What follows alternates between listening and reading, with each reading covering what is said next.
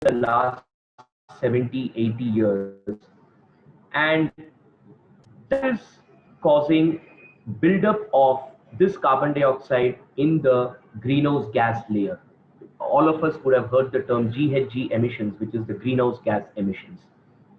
And so what does it happen if we keep putting carbon dioxide into the atmosphere? This atmosphere has a greenhouse gas layer which acts as a filter for the radiations from the sun to the earth. And when we keep increasing the thickness of the greenhouse gas layer, what we are essentially doing is all the radiation which is passing from the sun, some of it is absorbed by the earth and a part of it is reflected out. And if this layer keeps getting thicker, then more of the heat is getting trapped in the earth and not allowing the heat to be escaped out, which is why a greenhouse gas is called as a heat trapping gas. And this is causing climate change, where in certain areas you have extreme drought and just about 100 or 200 kilometers away you have floods happening. So there's a lot of climate imbalance which is happening because of greenhouse gas layers becoming thicker. And so the greenhouse gas layer is important. It's an important component on why life exists on Earth. If you look at our solar system, there are so many planets. But why is Earth the only planet where life can exist? It is because of the greenhouse gas layer, which presents a certain amount of moderate temperatures in Earth to make life sustainable. So the other flip side is, if we keep putting carbon dioxide out into the atmosphere, let's say we keep doing it for another 500 years, then at some point, Earth is going to start trapping a lot of the heat, which is going to start getting into catastrophic concerns. At the same time, we cannot remove the carbon dioxide away from the greenhouse gas layer because we need the carbon dioxide levels to be maintained to ensure that life exists on Earth. So this is a peculiar problem we face, in the sense that we need the carbon dioxide, but we need it to be maintained at levels which are sustaining life at Earth. And so the solution is, for every carbon dioxide which is coming out not because of the natural process, we need a flux back into the system, which ensures that carbon dioxide levels are maintained to a certain optimum. And this is where I start coming on. I'm going to talk about carbon cycling. So when we talk of carbon cycling, you have plastics, and when you use plastics, and let's say we incinerate plastics, we produce carbon dioxide, which gets fixed into plants. Now, this process happens by a process called photosynthesis. In the presence of sunlight and oxygen, plants fix carbon dioxide and they give out oxygen. This is a very standard process. And this process happens over every year. Whenever you have carbon dioxide out, the plants actually fix it. Now, petroleum is formed over millions of years by these plants under the ground, which fossilizes it to form petroleum or natural gas, from which we make plastic. So this is the cycle under which we are operating right now. So right now the cycle we operate is, we get petroleum from biomass over millions of years, we make products out of it, and we dispose it, we incinerate it, we bring out carbon dioxide, which gets fixed back into these same plants. Now, the challenge in this cycle is, to make petroleum, it takes millions of years, whereas when you put out carbon dioxide, you are doing it in 1 to 2 years. So the rates or the kinetics of fixing carbon into plants is not in balance to the rate at which we are producing petroleum. Now, how do we change it? Obviously, we cannot change the timeline of how much time will it take for carbon to get fossilized into petroleum, because that is a natural process and we cannot accelerate that process. At the same time, we cannot control the cycle of use and disposal of single-use plastics, because single-use plastics are meant to have a short lifespan, and that is why they are called single-use short lifespan materials. So the other opportunity that we have is, if we start making products directly from these plant-based resources and converting it into products, then we are balancing the carbon equation between what we are using and what we are fixing back. This is in about 1 to 10 years, and this is 1 to 2 years. So the value proposition of managing carbon is, and if you recall, I spoke about in the last slide that we don't want carbon dioxide to get accumulated in the atmosphere, which means that whatever carbon we use to make, the timescales of using carbon should be in balance with the timescales of fixing it. As long as we create a harmony, then we are aligning ourselves with nature's way of managing carbon. And this concept holds true not only for bioplastics, but for any natural material where the carbon is synthesized from a renewable feedstock. So you could use the same rationale for a paper-based product.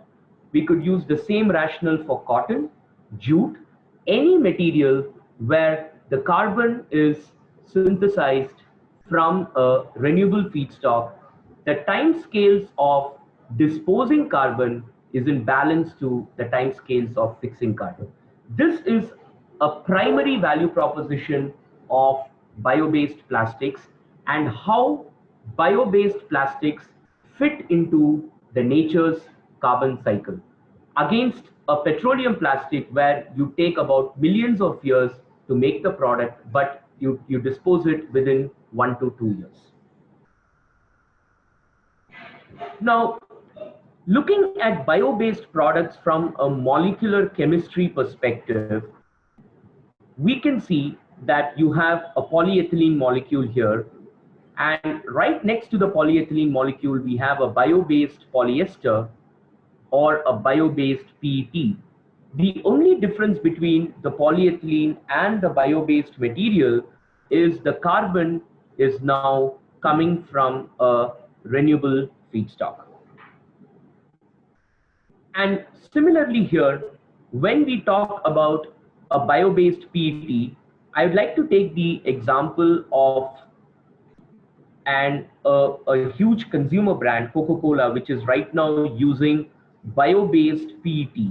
So if you see the PET molecule, PET is essentially made up of ethylene glycol and terephthalic acid. And PET is a copolymer between ethylene glycol and terephthalic acid.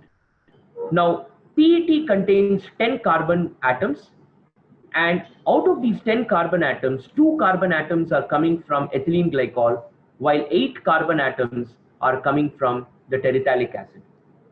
So what Coca-Cola has done is, these 2 carbon atoms which are coming from ethylene glycol, they have replaced it with a bio-based carbon.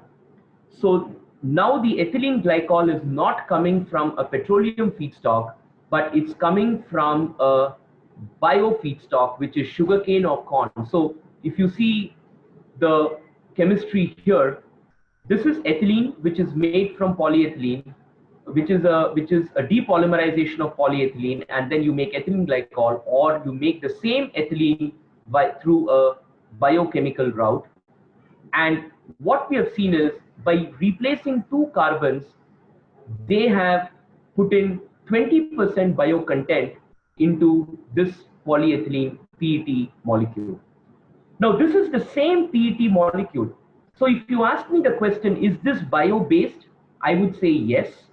But is this biodegradable? The answer would be no. Because PET is still the same PET. It is not changed anything. The only thing that has changed is the carbon now is coming from a renewable feedstock as compared to a fossil-based feedstock. And here is one important information about what we have been so far talking about is on the material carbon footprint. Now there is also a carbon footprint coming from the process. And what we mean by that is that the emissions of carbon which has to be there when we take a product and make the product, there is an emissions. Now, why does the process carbon footprint? So let's take an example of three materials here, and I can explain it to you based on this. So we have PLA, which is polylactic acid. We have PET, and then we have polyethylene. Now, the two blocks that you see, the first block, the one with the slightly darker blue is the material carbon footprint, and the one with the light blue talks about the process carbon footprint as I have labeled it here. So if you see PLA, there is no material carbon footprint. Why is that? Because all the entire carbon coming in polylactic acid is coming from a renewable feedstock.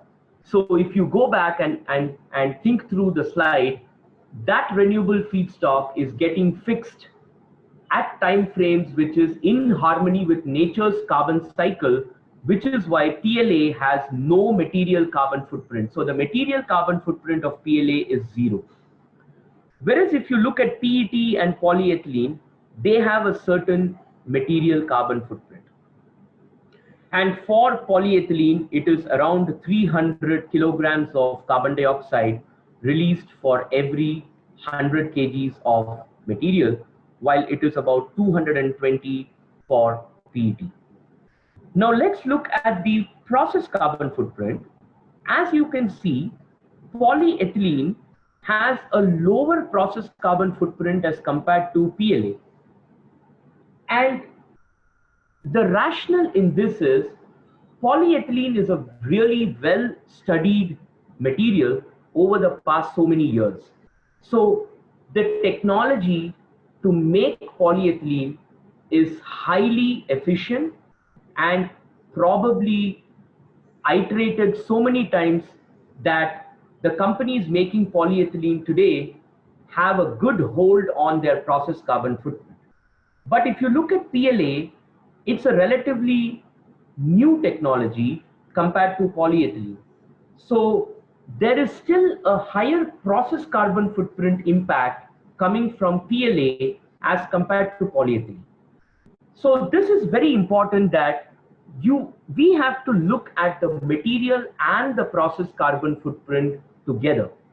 Now, someone who is only looking at the material carbon footprint would present saying that polylactic acid is much better than polyethylene because the material carbon footprint is 0. While if we present saying that I'm going to present only on the process carbon footprint, then I can make a story and say polyethylene's process carbon footprint is much lower than PLA, and so polyethylene is much better. The fact of the matter is these two have to be presented together.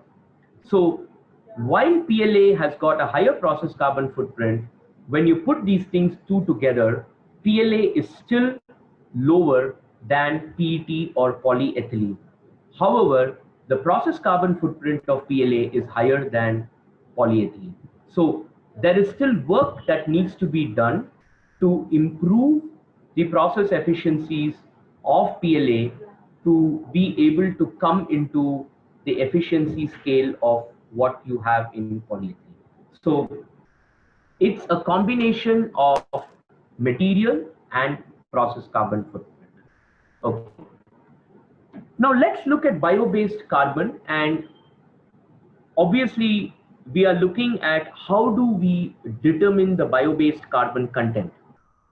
And essentially, when we talk about bio-based carbon, there is a radioactive signature associated with the carbon which is present, because if you see the bio-based carbon is relatively called as a new carbon, and the petroleum carbon is an old carbon because the petroleum carbon is formed over millions of years from biological feedstocks.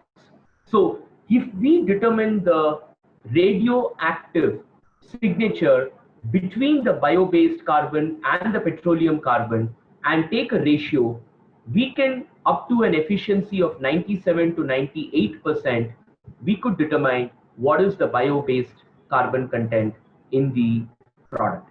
And these bio-based carbons will have the same C14 radioactivity which is present in plant biomass. And this is very similar to how they do radiocarbon dating. If you know, there's lots of trees and fossilized feedstocks which are radiocarbon dated. So essentially, using the same principle, we can determine what is the bio-based carbon content in the material. Now, coming into bioplastics and land use implications. One standard question which is there in everyone's mind is, if I am going to be using biological feedstock to make products, am I interfering with the land which could be potentially used to grow food crops? And we understand that there are several areas in the world where there is a lot of starvation today. People don't get access to clean, hygienic food, which is a major challenge. However, linking the supply chain issue to a land use implication is completely different. So this is a slide from the European Bioplastics, which talks about saying that the total land area available in the world today is about 13.4 billion hectares, out of which 5 billion hectares, or 37% of this total land area, is the agricultural area.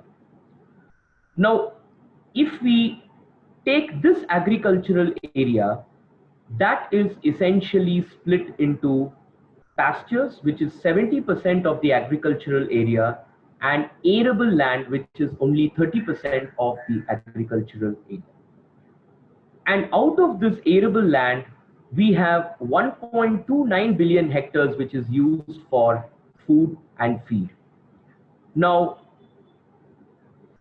the fact is, even theoretically or hypothetically, if we consider bioplastics to replace or be made from the total used from the total area used for making food crops, we would be using, in 2016 we were only using 0.02% of the total land area which is used for growing food.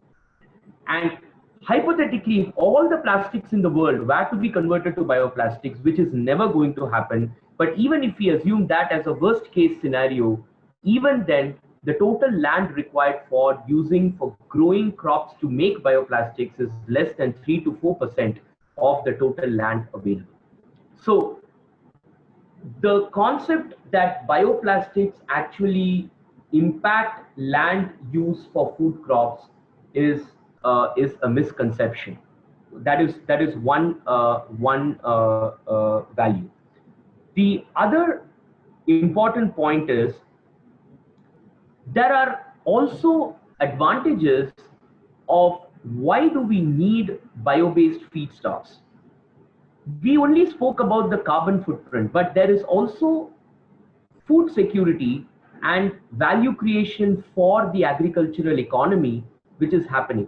For example, if I am a farmer and I am able to use my crops for value added applications apart from just using it for food, then that creates better security for me in using the materials and creating value added industrial products. And this is the same concept as to how the petrochemical industry came out. When petroleum was discovered, people did not stop with only making petroleum. They found out that they can make so many byproducts which can go into so many industries. For example, they said we could make ethylene, which is a byproduct. Now, if you make ethylene, you polymerize it, you get polyethylene. You make syngas. So every byproduct was made and created into a value-added product. So the biorefinery concept also works in a similar way. And what this also does is it ensures that we are spreading the overheads into different value added products, which is also going to ensure that the cost of production, as we increase volumes and as we keep spreading the overheads to different value added products, the cost of production and the overall cost will keep coming down, which is what happened in the petrochemical industry. And right now, for bio-based products, again, it is in harmony with nature's carbon management and especially using plant biomass as a starting point.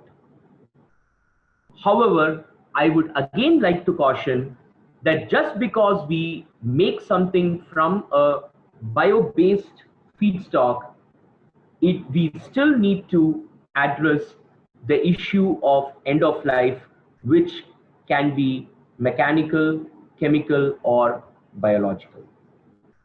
And we also have a bioplastic feedstock alliance, which is leading companies who have joined with the World Wildlife Federation to encourage responsible development of plant-based plastics. Some of the companies which have been in this field are Coca-Cola, Danone, Procter & Gamble, Unilever, and some of these companies understand the value proposition of switching from a renewable feedstock, from a petrochemical feedstock to a renewable feedstock, and they have committed using bioplastics or bio-based feedstocks as a certain portion of their packaging or their product portfolio. So this is a very top line overview on the bio-based value proposition. Why do we need bioplastics? How does it fit into the carbon cycle? What is the way by which we can test the carbon content? And how does it build food security? And how do companies kind of are looking at this whole space? I just want to ask, should I continue or is this a good time to stop for today? Sir, we can have till next 10 more minutes. Okay, thank you. Now, when you talk of biodegradability or end of life, as I was speaking to you earlier, biodegradability is a functionality which is engineered into a product. And a lot of the misconceptions about plastics is because of the leakage of plastics into the environment. As I told you, plastics have a beautiful value proposition as long as we manage the plastics in an environmentally responsible way. And that's true not only for plastics, it's true for bioplastics, it's true for any product, which could be paper, cotton, jute, whatever. So now when we talk about ocean pollution, I would like to start the biodegradability part by talking a little bit about ocean pollution and the mismanaged plastic waste which is coming into the oceans. Now, how does plastic waste enter into the ocean? It's not because we actually dump it into the ocean. It is because we dispose it or we litter it, which eventually it leads to certain entering certain waterways and entering into the ocean. And the statistic says that by 2025, we will have about 600 tons, so 600 million tons of mismanaged waste. And out of this, about 200 million tons would leak into the ocean. This is the statistic which is shown by 2025. And if we see the countries where most of this plastic is getting leaked into the ocean, of course, this is in countries where the coastal areas are there. And we can see countries, especially in Southeast Asia and Asia, where most of the plastics are leaking into these ocean bodies. And this is happening because of mismanaged waste, which is not being collected and recycled. And one of the ways by which we can prevent it is using materials which can be collected, composted, or converted back into the soil nutrients. Now, here is where durable plastics, and what I mean by durable plastics is plastics which are much more heavier. They don't usually leak into the oceans because there is a strong recovery channel either through mechanical or chemical recycling. They are reused. So this is where the focus again comes back into very lightweight, thin materials where the ability to leak into these environments is much higher. Now, what does biodegradability actually mean? What biodegradability means is, can the microorganisms in the target environment or the disposal system, it could be composting, it could be soil, it could be anaerobic digester, assimilate and utilize the carbon present in that material as a food source completely and in a defined time period. So there are three important points in this statement. One is the disposal system. So what it means is it has to be connected to a certain end of life system, and biodegradability is not a solution for littering. So there is a lot of misconception that if I use a biodegradable product, we can actually throw it out and it will eventually disintegrate, which is not right.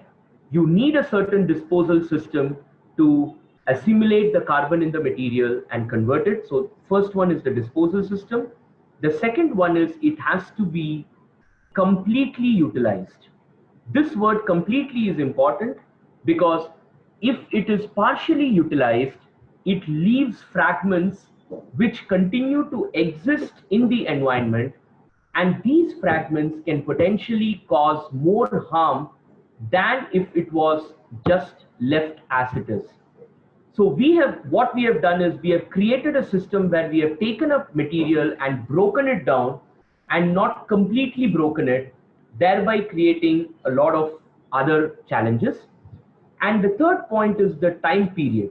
So every biodegradability has to be with a defined time period, because given time, everything is biodegradable. If you give millions of years, everything will eventually biodegrade. But the challenge is, within the time frame, is it going to exist in the environment and cause more harm, or is it going to get assimilated and get disposed of, is what is important. So the three important components is on what system it's going to, the ecosystem of biodegradation, does it get completely biodegraded, and does it happen within a defined time frame. Now here is where we have a polymer molecule, and we can put it into any environment. It could be a soil, a compost, a wastewater plant, or a marine environment. It undergoes certain hydrolytic, oxidative, or enzymatic cleavages to form oligomers or fragments, which is then assimilated completely to form carbon dioxide, water, and biomass. And what is very important is from the polymer stage, if we go to the oligomer stage and leave it at this point, then you cannot call that as fully biodegradable. Only when the oligomers and these fragments are assimilated within a defined time frame to form carbon dioxide, water, and biomass can we call this as complete biodegradation or complete assimilation by the microorganisms. And this is a very important concept in understanding biodegradability, because this is where a lot of the misconception is there in terms of if I break it down. And sometimes these broken down fragments would not be visual to us. We would not be able to see it. And it's very natural for us to believe that just because we don't see it, it's completely gone out of the environment. But unless it's microbially assimilated, it continues to exist. It creates a lot of challenges. So I think with this, I would like to stop here today and continue on the biodegradability, and in the next session discuss on the circular economy and how does bioplastics lead into the circular economy, and talk about some practical applications, companies who are working on it, specifically talk about the Ellen MacArthur Foundation and what they are doing in the area of circular economy, and how does bio-based and biodegradable plastics fit into the whole ecosystem. Thank you so much. Thank you so much, Dr. Sundar. It is a good presentation and a good explanation. What we would like to say, it is an outright ban of plastic may not be the best solution, but education and the best practice is the right method to be followed with all the publics to come out of the ban plastics and have a good dispose of the plastic. I could request Mr. Kannan.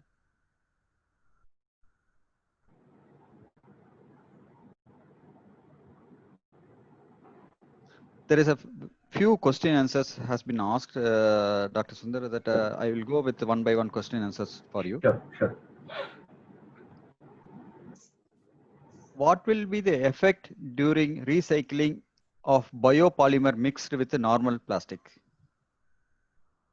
Okay, so biopolymers, when they are mixed with normal plastics, they act as contaminants to that normal plastic stream.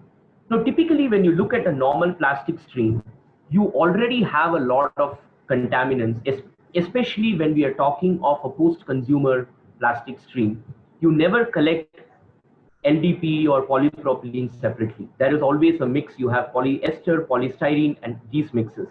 So bioplastics is essentially also a thermoplastic, in the sense that if you take the material, you heat it, it melts, it takes the shape of whatever you put it in, and then when you reheat it, it again melts. So in that very generic concept of plastics, bioplastics are also plastics. And this is something I have heard people talking about, saying that bioplastics are not plastics, which is not right. Bioplastics are essentially plastics, and they would behave the same way like any plastics in a post-consumer stream. It would act as a contaminant. And if you have a very high level of polyethylene or a polyolefinic stream and a low bioplastic stream, it would eventually not cause any challenges, because it would just be a very small percentage. And considering that bioplastics are just a very, very small portion of the total plastics, if you see, the total bioplastic production capacity globally is less than 1% of the plastics. So until it reaches a certain point of being 5 to 10%, at this point, I would say it will only act as a contaminant, and it would not cause a lot of challenges. Thank you so much, sir. Sir, one sec. Sir, can I ask Mr. Sundar's contact detail to display in the screen? Yes. Oh, sure, sir. The end of the session, we can also have your email ID for them, sir. Yes, I'll just put my contact details. Yeah, I just sent it, sir. Okay, sir. Thank you so much. The next question, as per the ISO 17088 for compostable materials, how many months it will take to complete degrade in soil? What is the percentage of the degradation achieved in the ISO test? As in specification, it cross refers to the ASTMA 5338. Okay. So thank you for the question. Um, First of all, I would just like to clarify that the ISO 17088, which is linked to the ASTM 5338. So ASTM 5338 is a test method, and ISO 17088 is the standard. It is actually the standard for composting environment. We have a different standard for soil, and I don't recall the exact standard number, but I can definitely send it across later. So the ISO 17088 is a standard for composting environment, and what it says is more than 90% of the carbon present in the material should be completely converted to carbon dioxide in less than 6 months from the time it's formed. So um, and I was going to talk about that in the next part of my presentation as well. Talk a little bit about standards and what are the different criterion for these standards. So there are several criterion. 90% carbon to carbon dioxide conversion in less than 180 days is one of the criteria.